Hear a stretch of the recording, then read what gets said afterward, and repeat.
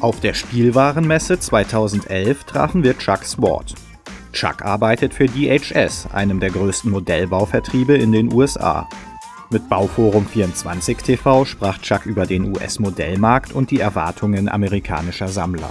This is DHS. This is my 11th year of coming to Toy Fair, and I found from the first year when I started to come that it's a good place for me to meet all of my suppliers in one place.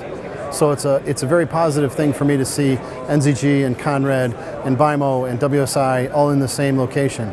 So I don't have to travel many different places through Europe during the year. I can come to one place and see them. So Toy Fair is a very good idea for me to come each year. And we see a lot of new products. There's a lot of customers are saying there's too many products.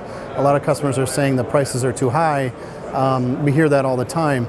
Of course, it's not, the model dealers aren't making the money, and I don't think the model makers are making the money. I think it's just the cost of living and the cost of actually making models is going up and up.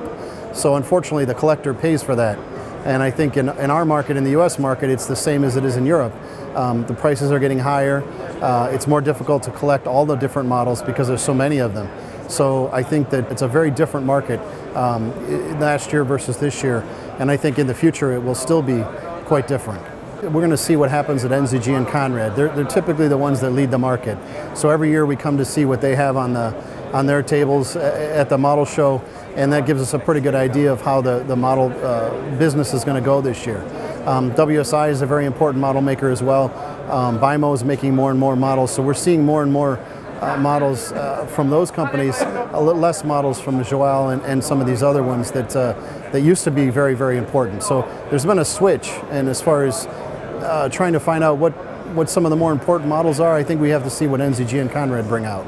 Again, I think the models have been getting larger and larger physically, and I think the customers would, I think, sometimes like them to be a little more reasonable in size, because fitting a model into a collection is difficult. I mean, you have to have a space for it, and some of the big models that have come out in the last couple of years have been very difficult. So I know in the US market what I'm hearing is that model collectors would very much like the models to be a little bit smaller, so a little more reasonably sized machines, and a big selection of different machines. I think there's been a lot of cranes in the last couple of years, maybe not so much dirt equipment, and I think in the US maybe the dirt equipment would be more important.